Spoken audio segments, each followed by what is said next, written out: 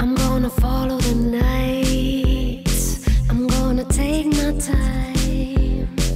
I'm gonna shine my light so bright. Watch out, not gonna stand in line. I'm gonna shoot to the stars now.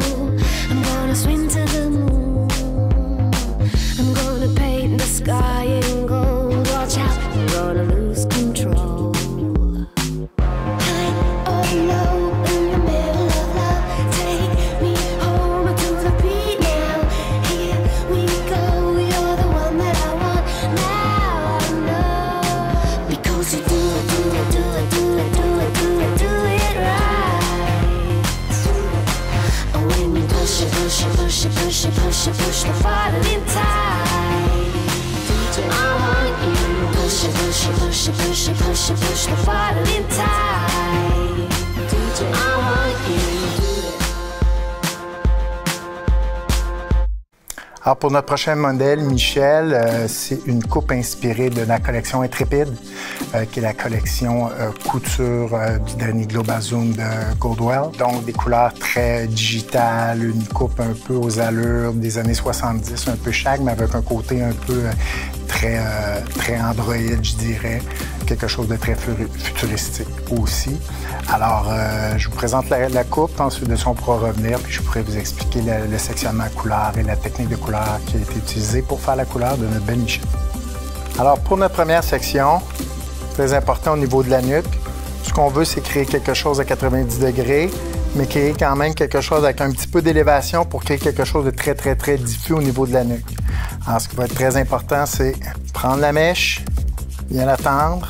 Une fois qu'on la sent bien, légèrement surélever la mèche du bas avant de couper directement droit entre les doigts. On va faire exactement la même technique tout le long de la nuque, en suivant la forme de la tête, en créant des tranches comme ça, en s'en allant jusqu'à l'arrière de l'oreille. Ce que ça va nous donner, c'est que ça nous donne quelque chose de très, très, très diffus dans le bas, quelque chose de plat au milieu et un arrondi en haut. Ça va nous créer une belle forme lorsque le dessus va retomber par-dessus pour créer un peu plus de volume ici au niveau de l'os occipital. Ensuite, au niveau du devant, ce qu'on va faire, c'est qu'on va prendre la dernière mèche qu'on avait ici à l'arrière, puis on va venir rabattre tous les mèches une par une jusqu'à la mèche guide en coupant toujours le plus droit possible, donc à 90 degrés. Entre les doigts, on tient, on coupe la mèche. Donc, quelque chose de très diffus à l'arrière. Comme on a travaillé en déplacement vers l'arrière, on vient se créer quelque chose d'un peu plus lourd à l'avant. On crée un peu plus de masse en ramenant les cheveux vers l'arrière et en les déplaçant. Pour la section du dessus de la tête, on vient complètement déconnecter le dessus de la tête du dessous. On oublie le guide qu'on avait en dessous. On vient prendre une mèche sur le dessus de la tête en partant du point le plus élevé. On va la soulever jusqu'en haut sans la déplacer. Donc, l'idée, c'est pas de la rattraper puis de l'amener tout au centre. C'est vraiment monter le plus haut possible puis venir couper une ligne droite. Donc, à partir de notre point culminant, on vient couper et on vient ramener toujours sur cette ligne droite-là jusqu'à temps qu'on tombe dans nos cheveux plus courts qui ne réussiront pas à se faire couper dans la ligne droite. Ce qui va être aussi très important, ça ne va pas être de suivre la rondeur de la tête, ça va être de rester en place, continuer de peigner et toujours ramener les mèches sur le dessus de la tête pour créer comme une boîte. Donc, c'est ce qu'on appelle vraiment une coupe au carré. Donc, on coupe comme ça. Ça va nous créer beaucoup de lourdeur au niveau de l'occipital. Mais comme en dessous, on a créé un plat, le cheveu va quand même vouloir flotter ou va vouloir danser sur le dessus. On fait exactement la même chose avec la section du côté. Puis à l'horizontale, on vient chercher le guide préétabli et on coupe droit, toujours en remontant les mèches sur le dessus de la tête. On vient chercher notre guide et on coupe droit. Ça va tomber. Pour la dernière section, la section de la frange, qu'on veut, c'est créer quelque chose de solide, mais en même temps, créer beaucoup de rondeur. La façon d'y prendre, on sépare la frange en deux. Première section, on va venir se créer un triangle de même la frange. Peigner vers l'avant, en s'assurant de ne pas avoir d'élévation, puis pas trop de tension. Définir la longueur, on coupe la mèche. Ensuite de ça, notre mèche guide, elle, va commencer à se déplacer vers le haut comme ça. Chaque mèche qu'on va, on va remonter un petit peu, on va remonter un petit peu, on va remonter un petit peu. Donc, ça va nous garder quand même cet effet massif-là, mais tout en créant de la rondeur. Donc, pas d'élévation, légèrement élevée. Subséquente encore plus élevée. Plus de tension. Et lorsqu'on arrive à la dernière mèche, beaucoup de tension, peigner vers le devant, s'assurer qu'on soit capable de venir rechercher le guide qu'on avait en dessous et on coupe pour laisser retomber. Donc on se retrouve avec une belle ligne, une ligne qui est franche, mais avec beaucoup de rondeur à l'intérieur. La frange qui nous fait un style un peu plus des années 70, quelque chose de moins carré comme on a vu dans les dernières années. On passe au séchage, puis ensuite de ça, on va pouvoir aussi voir la couleur qu'on a fait de Michel. Alors, toujours avec Michel, l'inspiration de la collection Intrépide. Je voudrais vous glisser un petit mot sur la couleur de Michel. Alors, tout d'abord, pour réussir à avoir cet effet-là, qui est un peu, j'appelle un peu digital, si vous voulez, où les couleurs se superposent, se mélangent, on ne sait pas trop quelle couleur prédomine. La technique qu'on a utilisée, premièrement, on a utilisé le décolorant Silcliffe Ash, donc un décolorant cendré qui va venir aider à neutraliser les reflets dorés, les reflets chauds dans ses cheveux. Une fois qu'on a eu terminé ça, ensuite de ça, on est venu faire un nuanceur avec la gamme colorance. On a utilisé les Express Toning Icy avec du pur pigment bleu et du pur pigment cool violet pour s'assurer d'éliminer tous les tons chauds avant de commencer l'application de couleur. La technique de coloration est quand même assez simple. Au niveau de la base, on fait une base égale, c'est-à-dire que notre couleur est la même pour toute la repousse. On a utilisé seulement que les produits Illumin-Play, donc Illumin-Play semi-permanent, à pigment direct de la gamme Illumin. C'est facile à utiliser, c'est un tube, on peut l'appliquer facilement au pinceau. Facile d'application, les couleurs peuvent se mélanger entre elles.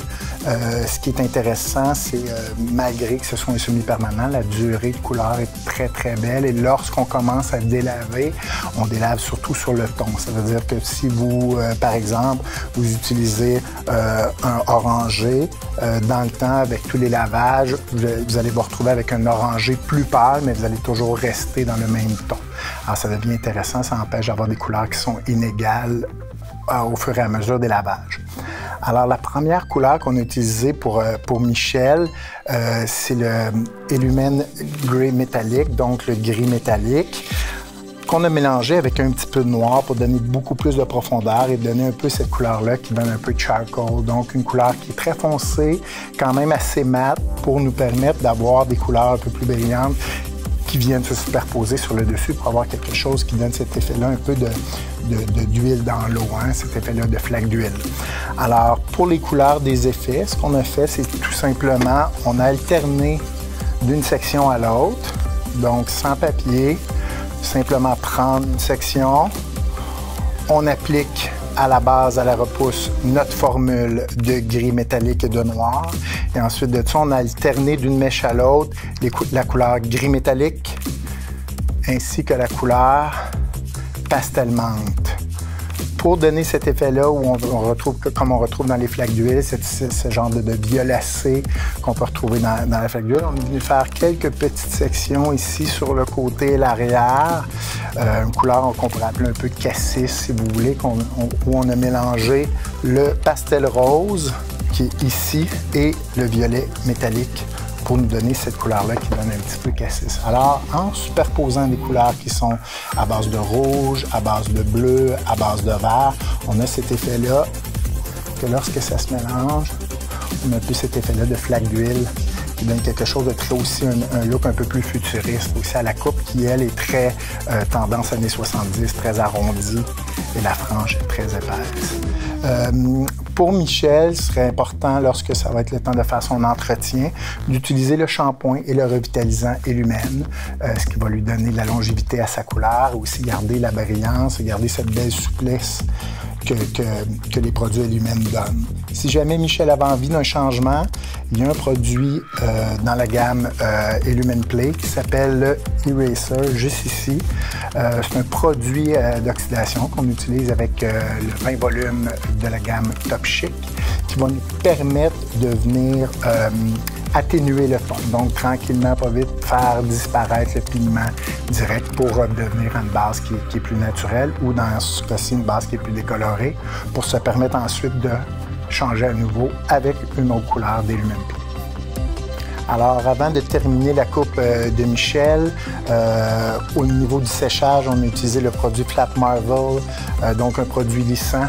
On a pris la brosse Denman, vraiment un bon séchage juste à la brosse Denman pour garder quelque chose de plat, puis garder l'arrondi qui a été créé par la coupe. Ensuite de ça, avant de passer le fer plat, on a utilisé un produit encore de la gamme Just Move qui s'appelle le Sweet Reflection. C'est un produit qui n'a pas de tenue, mais par contre, qui va offrir une protection thermale aux cheveux avant de passer le fer plat pour pouvoir bien protéger le cheveu et aussi protéger la couleur. Au niveau de la technique de finition, on va travailler le dessus de la tête, donc le carré qu'on a fait avec du point cutting. Ensuite, on va travailler les côtés et l'arrière avec une technique de deep slice cutting, donc une technique à main levée où on vient vraiment entrer le ciseau profondément pour enlever le plus de masse possible dans les cheveux. Alors, pour le dessus, si vous vous rappelez, lors de la coupe, on a travaillé notre carré comme ça. Alors maintenant qu'on va travailler notre slice cutting, on va travailler dans l'autre sens, ce qui va nous permettre aussi de vérifier les longueurs et si jamais il y a des retouches à faire, de pouvoir les refaire à même le point cutting.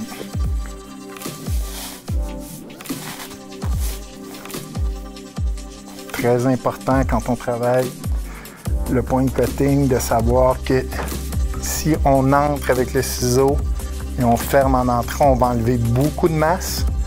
Si on entre avec le ciseau puis on le ferme en sortant, on va enlever moins de masse.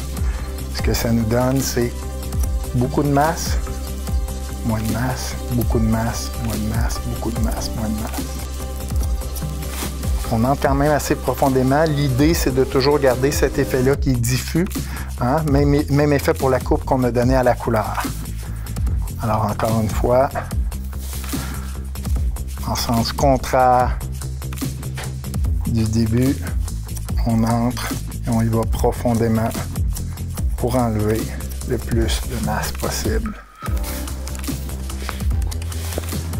Lorsqu'on va venir travailler les côtés et l'arrière, on va simplement travailler ce qu'on appelle une technique de deep slice cutting, c'est-à-dire on avait notre section du dessous qui était beaucoup plus courte, qui nous a permis d'aplatir et garder ici cette rondeur-là. Alors, on va partir environ à mi-chemin ici du cheveu. Alors, on entre avec le ciseau.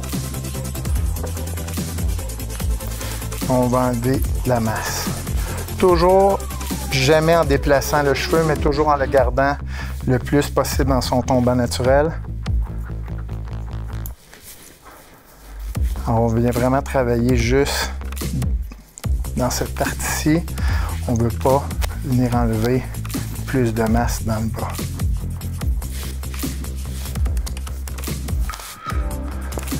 Alors, l'idée, c'est d'affaisser encore plus la partie ici pour que lorsqu'on va vouloir la coiffer, les rondeurs vont se créer par elles-mêmes en créant une vague, un creux, une vague, un creux.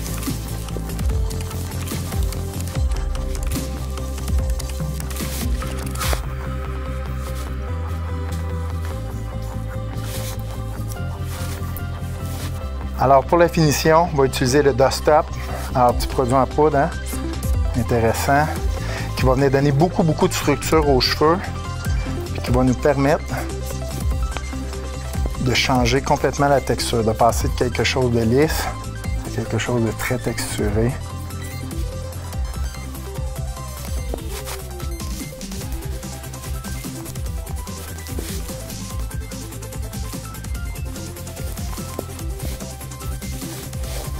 vraiment donner quelque chose de plus moderne. Comme look. Alors l'idée, c'est toujours essayer de marier les différentes textures, les différentes techniques. Donc on a des techniques de coupe droite, on a des techniques de slice cutting, de deep point cutting, des sections qui sont toutes superposées. Et comme au début, vous avez pu remarquer, il n'y avait aucune des sections qui était connectée dès le début. C'est vraiment venant créer la texture qu'on vient créer la technique intrépide.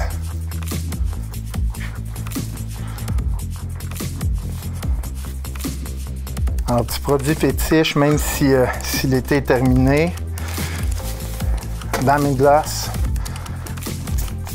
protection contre l'humidité jusqu'à 72 heures. Donc, toutes les clientes qui passent le fer plat, qui ont les cheveux fins, qui ont des frisottis et qui ont besoin de garder leurs cheveux beaux et lisses, surtout même si on sort moins qu'avant, on va finir par sortir autant.